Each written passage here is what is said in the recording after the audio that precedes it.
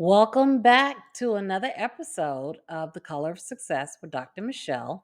And today we are going to discuss the business of bartering. And some people may have heard about bartering or learned about it in school, but very few of us have participated in the art of utilizing a bartering system to improve our business relationships, to utilize an exchange of cash, because we tend to be, especially as entrepreneurs, a cash driven um, society. So what I want you to do in listening to this episode is to think about your network. Think about the people that you're connected to, but also consider the products and services that you offer and look into if it's possible for you to join a bartering network. Now, I will tell you that you want to make sure that this network that you're joining is not only registered, but it is an actual bartering system process before you begin to engage in it. Um, so let's dive right in. This is going to be quite pretty quick as we talk about this process. And the reason that I found or I figured that this was important for us to discuss is once again, I want to present to you guys different options and ideas to consider during this economically stressful time. What I want to avoid is any of us having to close our businesses, stop servicing our customers because we are strapped for cash. Um, so bartering is another way that even if it is a simplistic bartering system within your network, you and the women or the men and the people that are around you within your ecosystem very well can begin to at least open up the dialogue on how to utilize this best. Now, before we dive in, let me give you the disclaimer. You have to find like-minded people when you begin to have this discussion of a bartering process. And sometimes I found that sometimes it is easier for people to see it in action than to understand what you're talking about. And what I did was during my last business conference, we brought in an amazing young lady that created her own bartering platform. And we'll talk about that later. But what it did for the audience is it opened up their mind to the different ways that you can utilize a bartering process to achieve the goals that you have for yourself and for your business. So let's dive in. Utilizing bartering to grow your business. I want you to expand your mind again from this cash based mindset that we tend to enter into immediately when we begin to build our businesses. Begin to think about the needs that you have, whether it is staffing, whether it is support from building tools that you need for your business, or some type of service like a VA service, or maybe even help at home while you're trying to navigate and build this enterprise in this business that you're building. But these are just some thoughts. Before we dive into that, it's important for you to understand the history of bartering. Bartering has been around for centuries. Long before we came up with the dollar and the coin, um, there had to be a way for people in different civilizations to gain products, gain resources, gain food, and also support and help around their businesses and their homes. So we've tracked bartering back to the prehistoric times.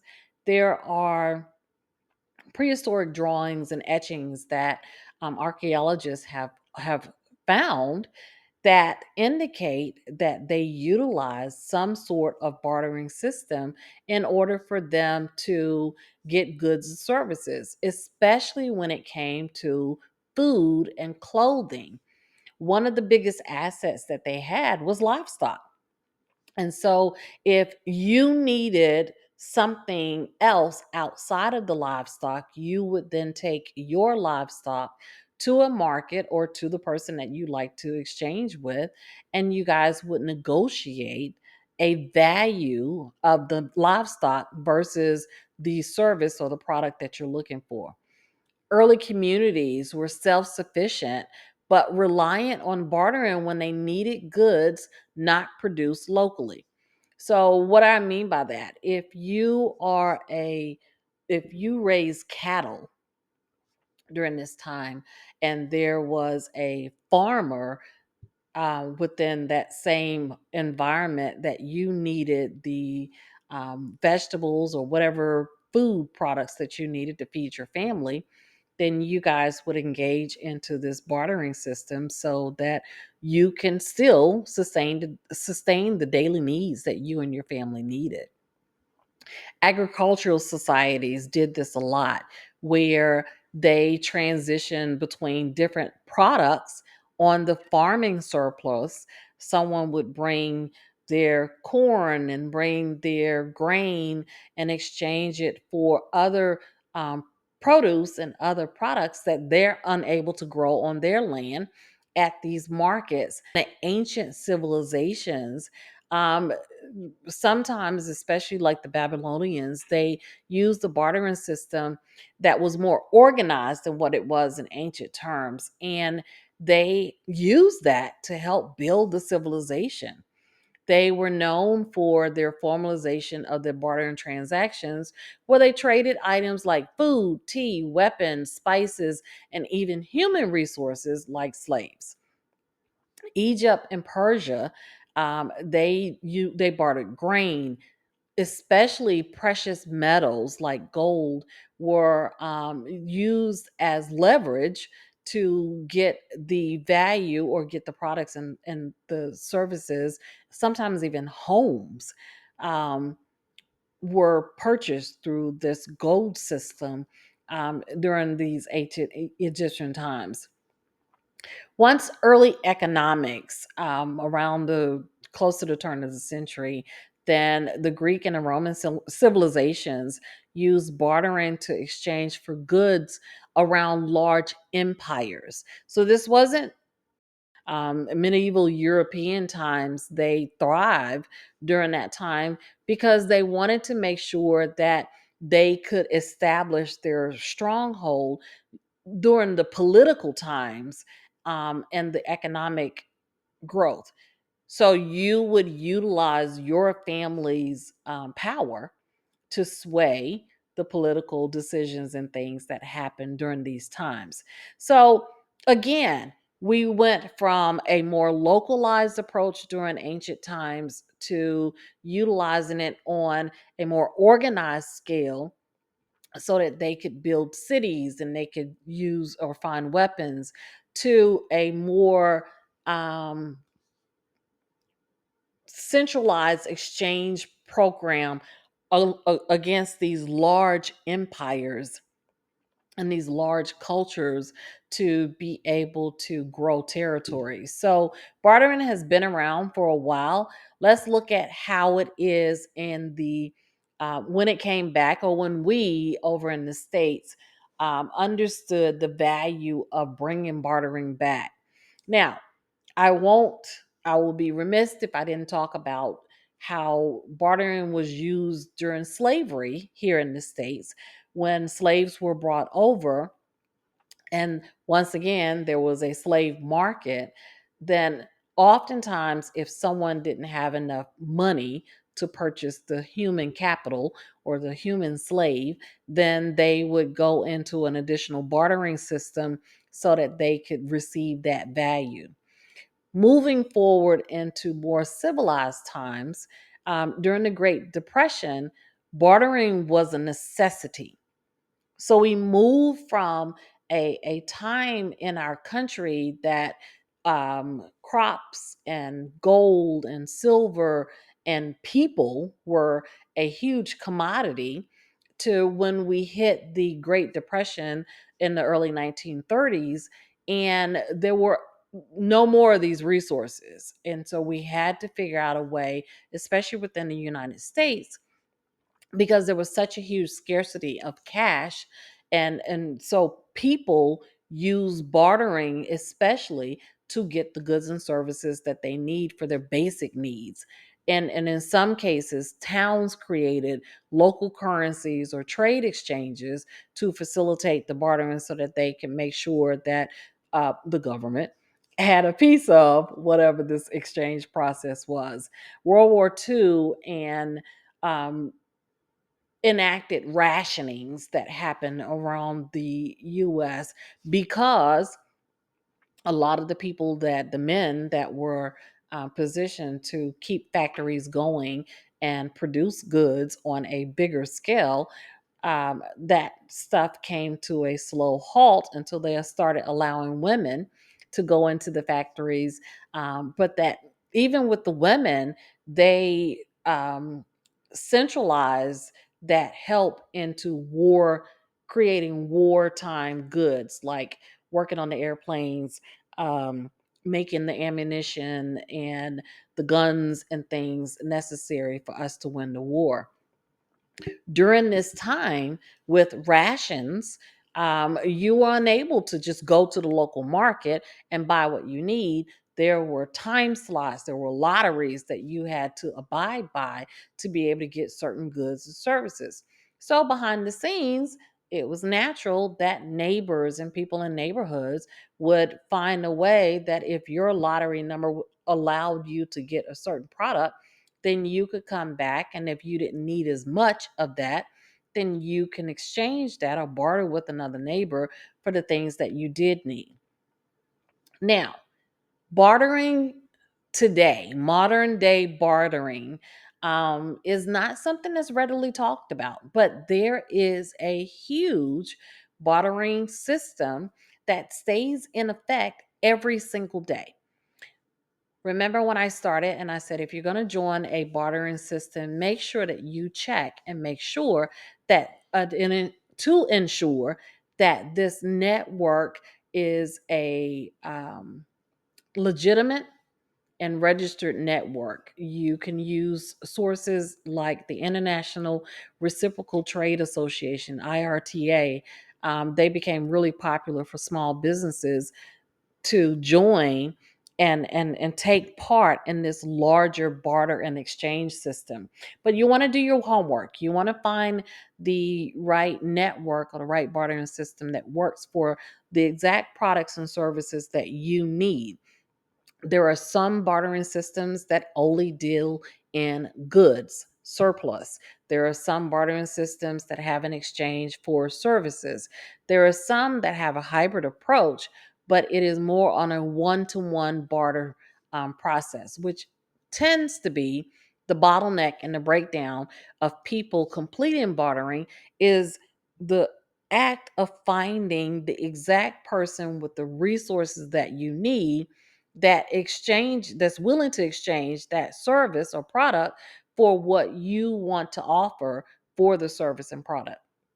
Well, there are new ways, there are new systems that are out there now. If you haven't looked into bartering in a while, I would advise you to revisit it. There are new apps, there are new process now that doesn't have to require you to do the one-on-one exchange. And again, please, please, please vet these sources and make sure that you are with a legitimate and ethical platform before you start loading your information in. But what you want to look into is a system that allows you to source out different products and different services within the same platform and create like a exchange triangle, an exchange circle, where You piece together the products and the services that you need, and then you offer to maybe multiple people the ability to receive those products and services by exchanging with one or two or three different individuals things that you are willing to provide, whether it is your own product or service, in exchange for the goods that you need. Why is this important? Because most starting startups and new entrepreneurs, under the first 5 years, like, resources are tight. But in order for you to be able to scale and grow your business, you're going to need help. You're going to need a support staff. You may need a VA team to come in and help you, or a VA person to come and help you get some of the day-to-day duties off of your plate. You may need someone as a sales team. You could need, during bigger times, like if you are an event-driven company, then during those times, you need to pull in the resources and the connections that you have, but make it worth their while to be able to come and offer you and lend to you their expertise, their time, and their resources to help you to execute a successful event. But there are plenty of reasons why you, as a startup entrepreneur, need to at least explore it. That doesn't mean that you have to commit to it, but at least look into it and see the possibilities of being able to minimize some of the cash flow that you are required to send out per month, and see how you can take whatever services that you have, whatever skill sets that you um, have within your own wheelhouse, that's not going to cost you a bunch of time and effort, to be able to get something of value that your company needs for it to grow. Again, this is skills translation. So let me give you an example. Maybe you are in a not service, a product based business. You are selling products to your consumer, but you naturally have come from a service background. Maybe your expertise is on organization. And so, what you can do in exchange, let's say your company needs someone to handle the books. So you need a financial bookkeeper to come in and help you to sort through all of those receipts, to understand the tax information, to kind of keep things in order, because that's not your strong suit. That's not your wheelhouse. So you can talk to a few bookkeepers, and let's say you run across a bookkeeper that needs a a organizer or someone to help them to connect with more clients, to reach out, to put maybe an email campaign together, or to answer the phone for a couple of days out of the week, where you two can sit down and talk about how the value of what you give them can yield the service of them bookkeeping for your business, and how you balance that out. Now, because this is something that you naturally do, maybe you like organizing things, that's just kind of your thing. This isn't impacting your actual product business. You set the time, you negotiate the amount of hours that you can give to this project or this process for the bookkeeper, and they also, in exchange, will let you know how much time they can commit to getting your books cleared up. You both still are able to participate and be fully engaged in the businesses that you run, but now you're helping each other out.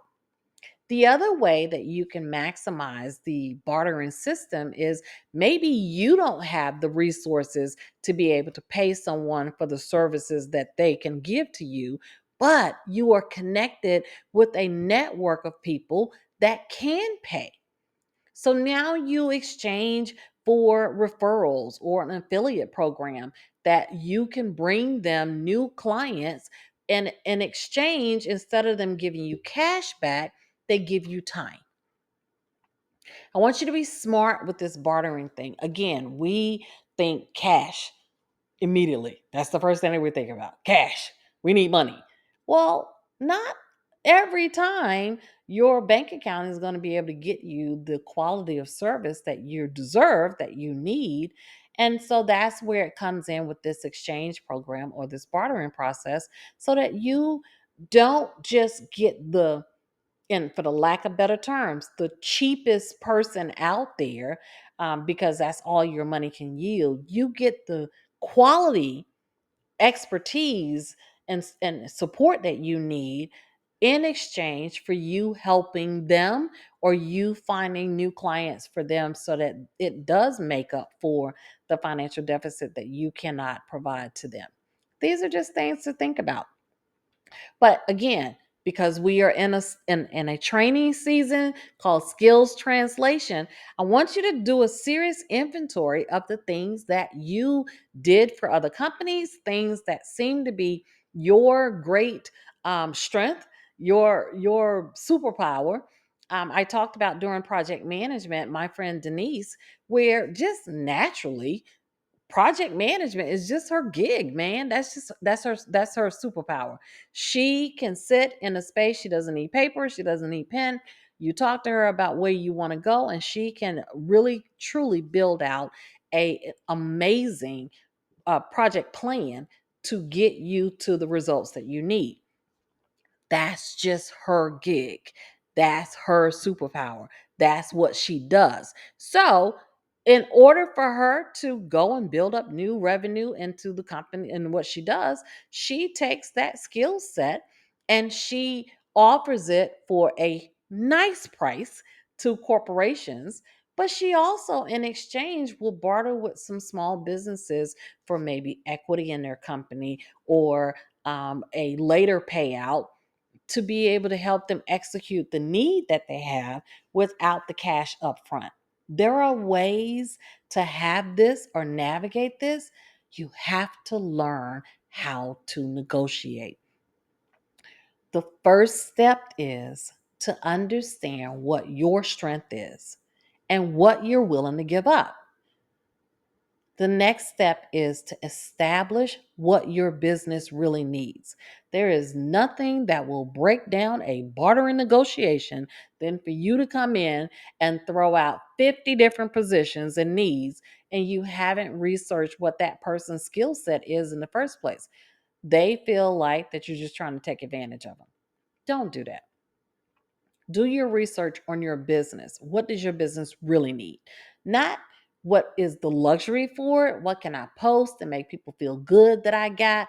I got a whole 15 assistants, or I got a whole sales team. Well, if you're not selling anything, then you don't need a sales team. If you don't require an assistant to help you with all the things that you're doing, um, and this is just a want of yours, you will quickly lose the person that is coming in to help you, because they see that you are just sitting around not maximizing your time and just pushing things off on them. That is not what bartering is. Bartering is a balanced equity in what you are giving, balanced out to what you are asking from someone or somebody's, to be able to help your business grow. Remember, this is about your business. It's not about your personal touch, unless you're looking for a personal assistant to help you at home. And even in that process, you want to make sure that the needs or the requests that you have for this personal assistant at home equals out to what you are giving up to have them to do that. That doesn't mean that you just abuse this person and you don't help or you show respect or show any accountability for the needs of your own home. That's not what this is. If that's what you want to do, you got to find the coin to be able to pay that person. Again, that is just some information from the corner of Dr. Michelle.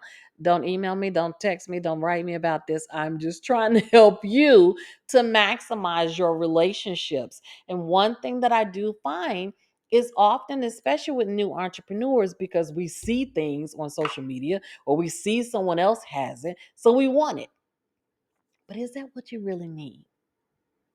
Stick with me. Subscribe to the Color of Success. We're going to keep navigating through this business process so that you can discern the difference between wants needs, and desires. That's important, especially when you are networking.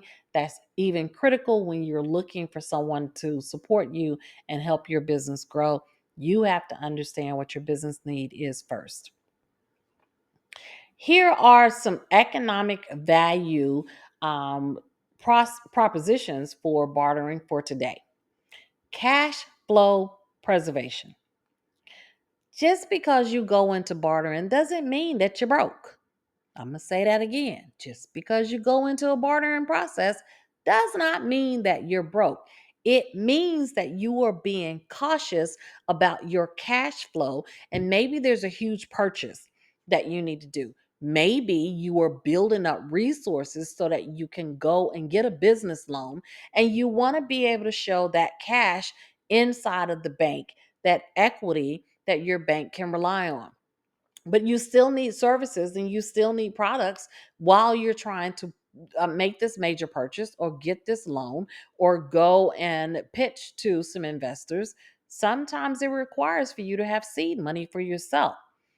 During this time, this helps your business, especially small business with startups, conserve cash while acquiring the needed products or services to help your business grow. Sometimes you just can't sit and wait on more cash to come in before you have a need within your business. So don't neglect the needs because you have not or are not comfortable with having these conversations with people that can help you. Increased efficiency. That is critical as a small business owner, as an entrepreneur. You want to make sure that you have all of the people and the products and the resources in place so that you can utilize and the your and maximize your capacity um, for your unused inventory, for your time. That's the other thing.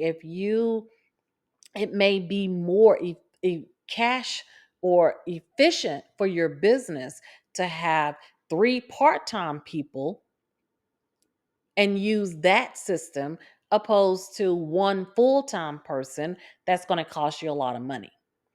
Three people in a rotation of scheduling can get more work done than that one person that is working a 8-hour or 10-hour shift. Again, you need to understand your business operation.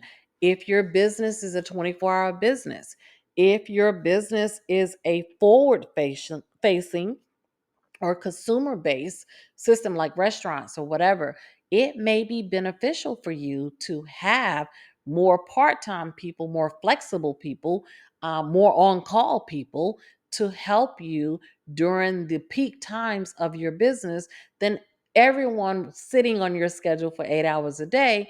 But there's not the business volume doesn't require this.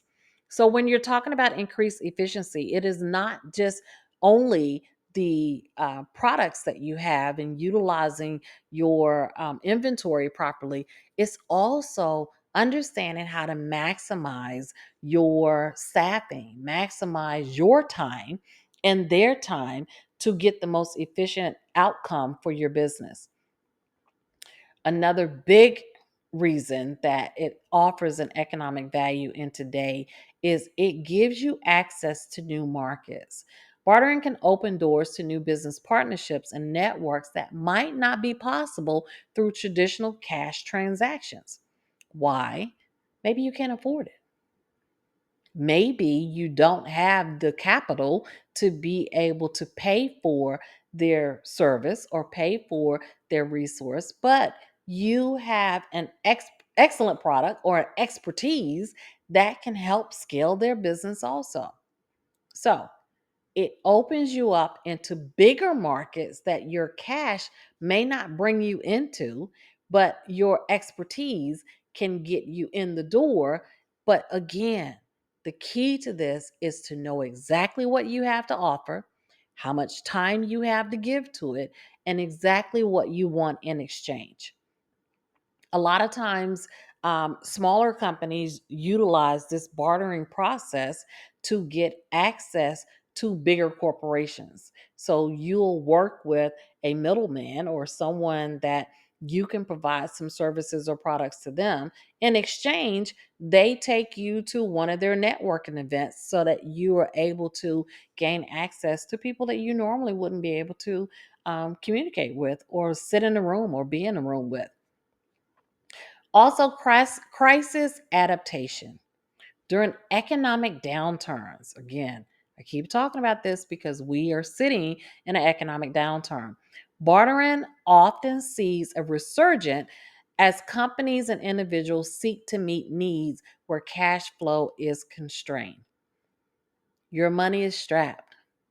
So, how can you keep business flowing?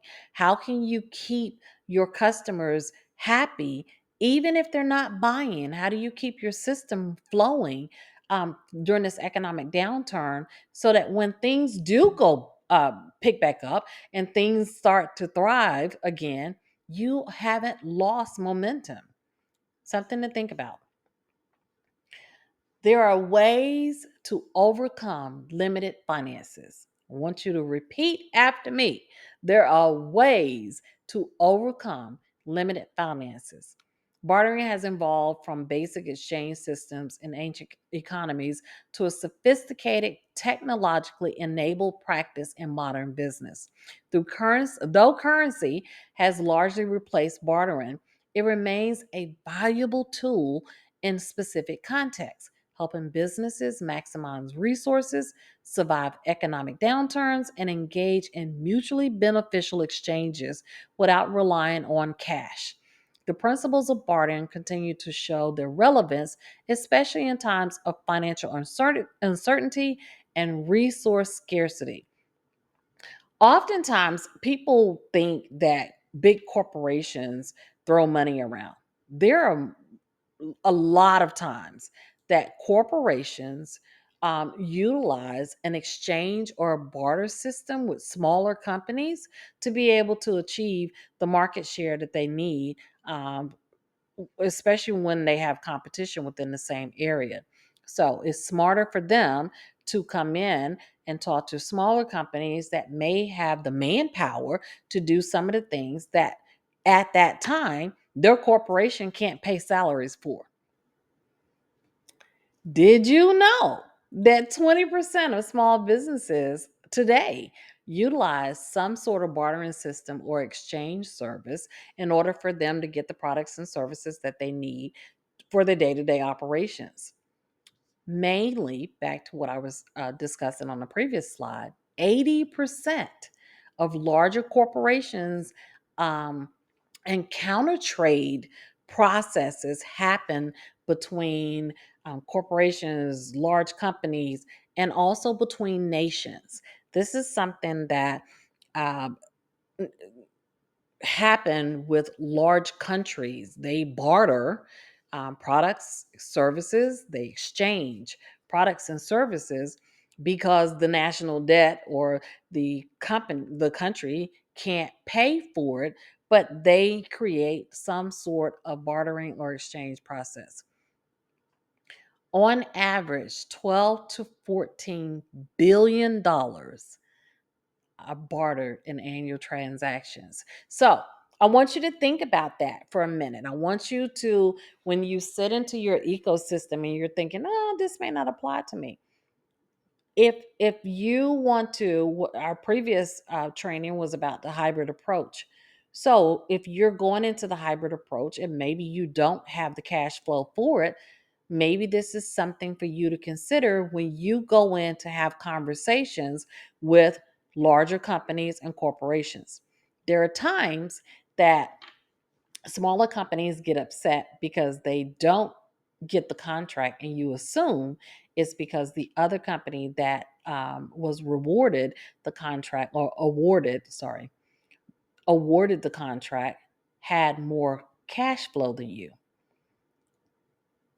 It may not be the case. It could be that that company had a service or had something to offer that that larger company was looking for in exchange for that contract.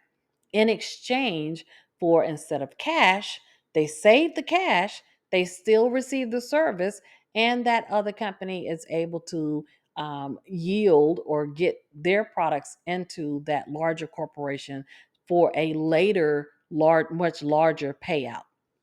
But when you're evaluating, when you're understanding, when you are looking and doing your research on bartering, I want you to open your mind to what the possibilities are for you during the times that you don't have the cash, but there is something, a product or a service that you need in order for you to scale. The young lady that I spoke of that came to our business conference, her name is Nicole Murphey, and she is the founder of BarterBlack. And BarterBlack is a dynamic platform designed for Black entrepreneurs to exchange goods and services, grow their business, and build valuable connections. You can visit BarterBlack at barterblack.io. This is not something that I'm paid to do, but I will always bring to you businesses that I have come across that offer a lot of value to my clients, a lot of value to my audience, or a lot of value to my company within themselves. If you would like for your company to be featured on one of the Color of Success episodes, then subscribe below and we will have someone to connect with you so that we can talk about bringing you on the show or highlighting and spotlighting your company also. But that's something that I also believe that we should do, especially when we have an audience, to be able to help each other grow. Not a paid process, but just organically and authentically supporting other businesses that are out there trying to grow and do good. So I want you guys, if you can, visit Barter Black, evaluate the platform. If you want to learn more about bartering and how to maximize bartering, connect with Nicole. She's all over social media, and have her to talk to you about why she was able to do it. If you're connected to the Exceptional Woman Network, then you witness a Wisdom Wednesday episode that I did with Nicole, where she talked about the building of this barter app and what it takes, and the ups and the downs of just building this type of process in today's time. So check that out if you want to learn more. As we wrap this, I want you to consider bartering is a powerful tool that modern entrepreneurs can leverage to conserve cash, maximize resources, build networks, and gain access to essential services. By joining bartering networks, utilizing digital platforms, and strategically exchanging goods and services, entrepreneurs can enhance their business growth while reducing financial strain. In a world where cash flow can sometimes be unpredictable, bartering provides an alternative way for you to keep operations running smoothly while expanding market reach and increasing business opportunities. That has been my time. As always, thank you for tuning in to The Color of Success with Dr. Michelle. Subscribe below and please, please, please share this information with someone else and bring them to the platform so that they can review it. Share the video, invite them to The Color of Success. Visit me at michellesthomas.com if you want to learn more or you want to connect with me about some coaching, consulting, or just get some more information about what you need. We'll see you on the next episode. Thank you again for tuning in.